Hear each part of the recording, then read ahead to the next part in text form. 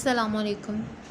So my dear students, आज जो है हम लोग टॉपिक जो कवर करने जा रहे हैं that is the post structuralism. लेकिन इससे पहले आपके माइंड में एक कॉन्सेप्ट बना होगा कि what is structuralism, right. So structuralism जो है बेसिकली एक ऐसी मूवमेंट है जो कि 1950s और 1960s के in between as an intellectual movement France में डेवलप हुई थी। और इसके जो लीडर थे, फाउंडर थे, वो थे फर्डिनेंड डी सशोर। और उसने जो है ये थियोरी को इंट्रोड्यूस करवाया था। और अकॉर्डिंग टू स्ट्रक्चरलिस्ट जो है मीनिंग जो है ना स्टेबल रहते हैं। कैसे स्टेबल रहते हैं? क्योंकि ये एक स्ट्रक्चर और एक सिस्टम से बने होते हैं, ठीक है। लेकिन हम लोग ये भी देखते हैं कि जो स्ट्रक्चरलिस्ट है ना, ये बिलीव करते हैं सिंगल ट्रूथ्स को और मीनिंग्स को, ठीक है।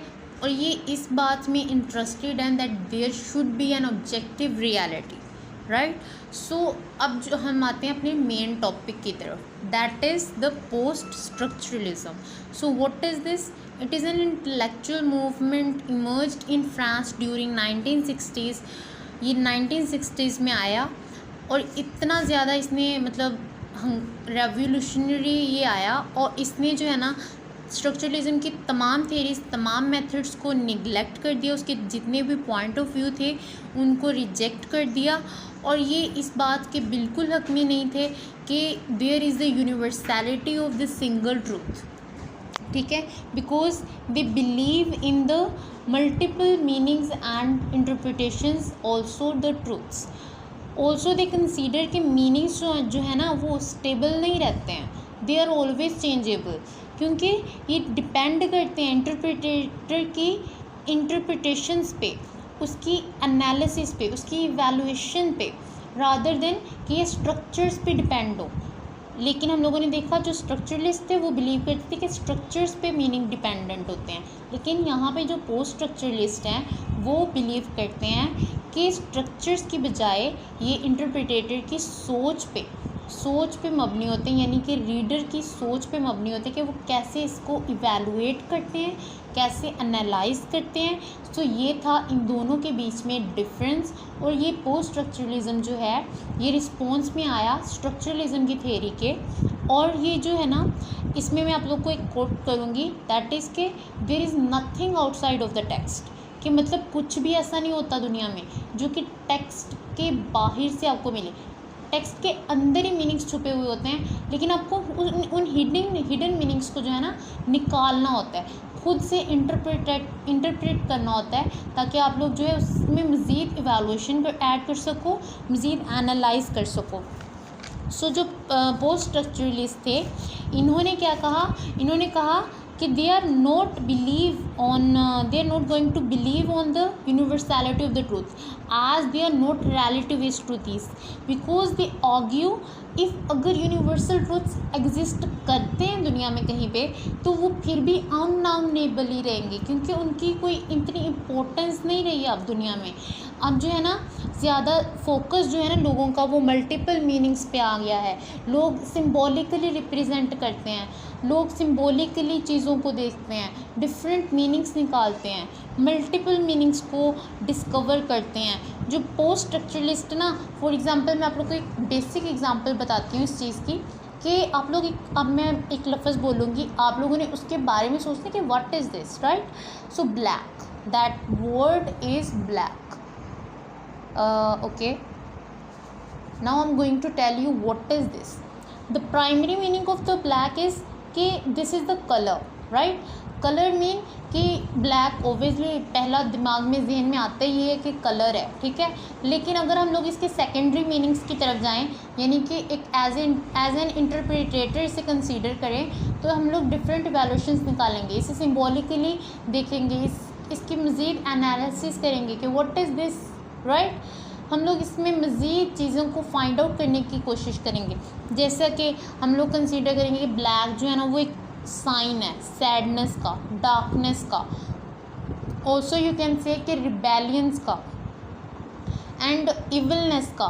सो कितनी इंटरप्रिटेशंस हो गई। अब मेरे अकॉर्डिंग तो कुछ मैंने बता दी, लेकिन अब डिफरेंट पीपल्स के माइंड में डिफरेंट किस्म की सोचें जो आ रही हैं ना, ये बिलीव करता है post structuralism. While on the other hand, अगर आप लोग जस्ट एक ही मानी पे मतलब रहते हो ना कि ब्लैक जो है ना वो जस्ट कलर है, तो that is the belief of structuralism. I hope so कि आपको अब इन दोनों के बीच में डिफरेंस भी क्लियर हो गया होगा, एंड आप लोगों को ये भी पता चल गया होगा कि what is structuralism and what is post structuralism. So मज़ीद आप लोगों को मैं आपको बताती हूँ कि जो पोस्ट स्ट्रक्चरलिस्ट थे ना, ये एम्फेसाइज करते थे रोल ऑफ नॉलेज को in achieving and sustaining power. Knowledge जो है ना इनके अकॉर्डिंग वो सेंटर्ड होता था contextually, partially as well as fragmentary, लेकिन न्यूट्रल कभी भी नहीं होता था। मीन्स वही अगेन एंड अगेन बात आ रही है कि नॉलेज जो है ना वो हमेशा एक चीज़ नहीं रहती है, नॉलेज हमेशा चेंज होता रहता है, ताकि वो मीनिंगलेस ना हो जाए रीडर्स की नज़रों में। वो रीडर्स जो है ना उसे मीनिंगफुली पढ़ें, उससे खुशी से पढ़े, उससे बोर ना हो। We are not getting they just like कि उसमें इंटरेस्ट ले सकें, राइट। सो नॉलेज जो है ना वो बेसिकली एक पावर है, ठीक है। नॉलेज पावर है। तो नॉलेज हम लोग कहाँ से गेन करते हैं? Obviously through social institutions. लेकिन सोशल इंस्टीट्यूशंस जो है ना वो कुछ भी नहीं है एक्सेप्ट टेक्स्ट और लैंग्वेज के। या तो वो हमें राइटिंग सिखाते हैं या फिर वो हमें बोलना सिखाते हैं, ठीक है।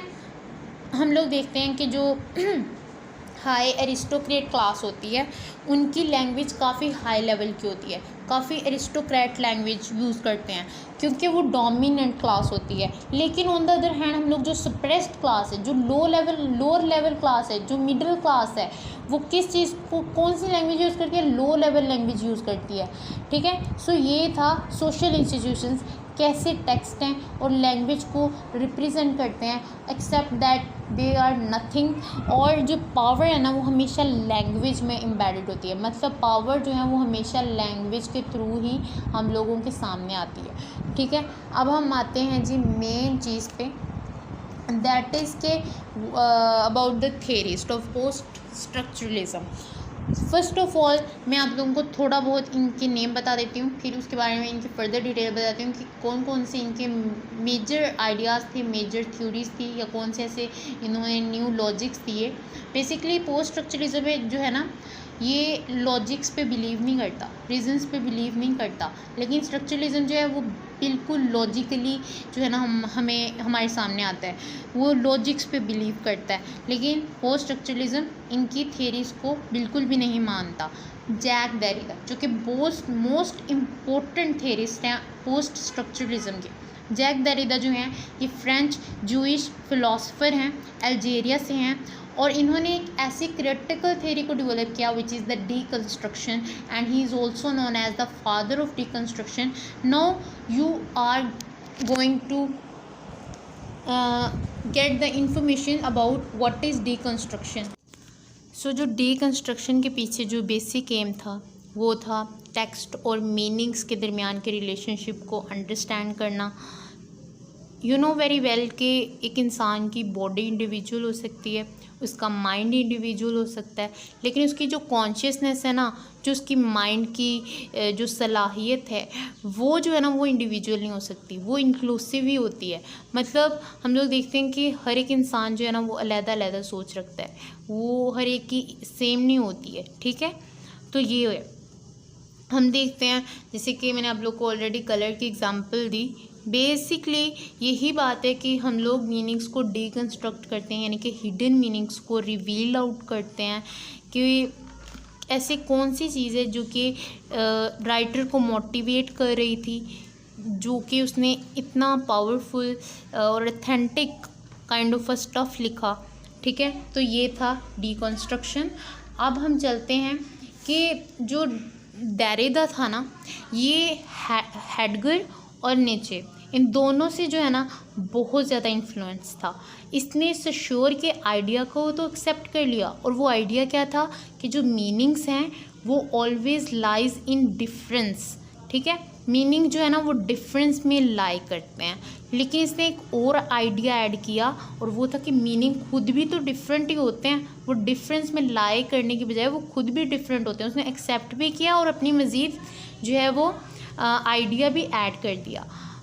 ऑलरेडी मैं आप लोग को वो कोटेशन बता चुकी हूँ that there is nothing outside of the text, right. So इसने एक अनदर टर्म जो है वो भी इंट्रोड्यूस करवाई थी, that is the logocentrism. Logocentrism basically हम लोग, मैं आपको बता देती हूँ सिंपल वर्ड्स के what is this.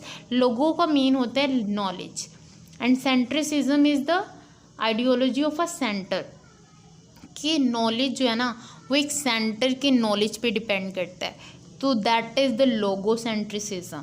That is the इस पॉइंट ऑफ व्यू का था कि टेक्स्ट जो है ना वो अनस्टेबल होता है, मीनिंग जो वो चेंज होते ही रहते हैं, कभी भी जो है कांस्टेंट नहीं रहते हैं, बल्कि चेंजेबल होते हैं। तो बेसिक पर्पस जो ये था वो ये था कि जो टेक्स्ट है ना उसके इंटरनल मीनिंग्स को अंडरस्टैंड करना, और नॉलेज की हमेशा इक्वल रिप्रेजेंटेशन नहीं रहती, बल्कि दे आर चेंजेबल, ठीक है।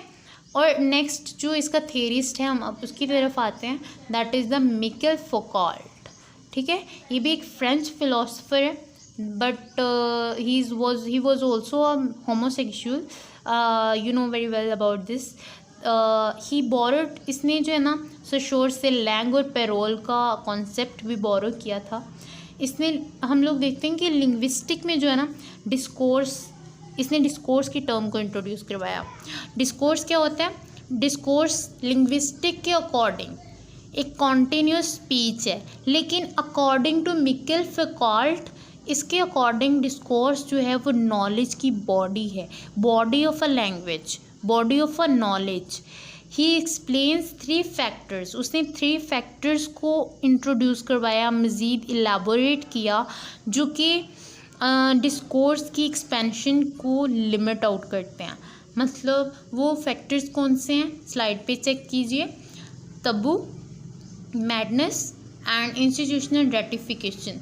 तबू मीन्स के बैंड और unacceptable things like sexuality, smoking, alcohol, these are banned topics to discuss with each other, right, in the society. For example, हम लोग देखते हैं कि सोसाइटी के अकॉर्डिंग ये टॉपिक्स जो हैं वो बेसिकली बैंड ही है ना, ये टॉपिक्स को डिस्कस नहीं किया जाता। लेकिन हम लोग, दूसरा जो फैक्टर है वो है मैडनेस का। मैड पीपल कभी भी डिस्कोर्स प्रोड्यूस नहीं कर सकते। क्यों नहीं कर सकते? क्योंकि उनके नॉलेज को एक्सेप्ट ही नहीं किया जा सकता, बिकॉज इट इज़ इरेशनल। उनके अंदर कोई लॉजिक नहीं होता, स्टेटमेंट्स के अंदर कोई लॉजिक नहीं होता। फॉर एग्जांपल, मैं आप लोग को एक बेसिक एग्जांपल बताती हूँ इसकी, कि मैड पीपल क्यों नहीं डिस्कोर्स को प्रोड्यूस करते, क्योंकि वो किस किस्म की जो है वो स्टेटमेंट्स बना सकते हैं जिसकी वजह से वो सोसाइटी में एक्सेप्टेबल नहीं हो सकती हैं। दैट इज़ कि elephants are flying in the air, कि जो हाथी हैं वो हवा में उड़े हैं, हवा में उड़े हाथी, मतलब हाथी हवा में कैसे उड़ सकता है? सो बेसिकली ये लॉजिक से आ रही है चीज़, ये स्टेटमेंट लॉजिक से आ रही है। So that's why it's not acceptable for the people who have their own knowledge, right. So next factor is, जो कि डिस्कोर्स को प्रोड्यूस कर सकता है भी कि नहीं, लेट्स सी। फॉर एग्जाम्पल, हम एक स्टेटमेंट लेते हैं, that is sun revolves around the earth, कि जो सन है ना वो अर्थ के अराउंड जो है वो रिवॉल्व कर रहा है, यानी कि सन जो है वो ज़मीन के इर्द गिर्द गर्दिश में है, ठीक है। लेकिन इस स्टेटमेंट को जब तक इंस्टीट्यूशंस, सोशल इंस्टीट्यूशंस अप्रूवल नहीं दे देते, तब तक इस बात पे कोई यकीन नहीं करेगा कि सूरज जो है वो ज़मीन के इर्द गिर्द घूम रहा है। जब तक इंस्टीट्यूशंस की अप्रूवल नहीं मिल जाता इस चीज़ को, इस स्टेटमेंट को, तब तक लोग इस बात पे बिलीव नहीं करेंगे।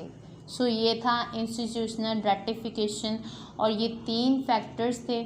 और बेसिक जो इसका कॉन्सेप्ट था मिकेल फोकॉल्ट का, वो था डिस्कोर्स। बेसिकली ये बिलीव करता था साइंटिफिक थिंग्स पे, लॉजिक, रैशनैलिटी पे, राइट। सो ये चीज़ थी, इसकी मिगेल फिकाल्ट का पॉइंट ऑफ व्यू था फॉर द पोस्ट स्ट्रक्चरलिज्म। आप लोग ये पेपर में भी लिख सकते हैं ये क्वेश्चन, जो कि मैंने आप लोगों को स्लाइड्स में ये दिया हुआ है, ठीक है। आप लोगों के लिए परफेक्ट मटेरियल रहे। So the final theorist is Rene Barthes. There are a lot of other theorists, but the major one are these three. So रोने बार्ट्स ने जो एक कॉन्सेप्ट दिया था मेटा लैंग्वेज का, मेटा लैंग्वेज जो है वो टॉकिंग करने का एक सिस्टमाइज्ड वे है, ठीक है। जैसे कि मीनिंग और ग्रामर जो हैं वो ट्रेडिशनल लैंग्वेज के तौर पे यूज़ होते हैं, ठीक है।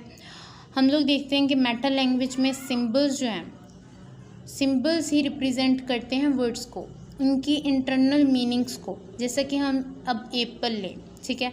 एप्पल कई लोगों के लिए हैप्पीनेस शो करेगा एंड कई लोगों के लिए इविलनेस करेगा।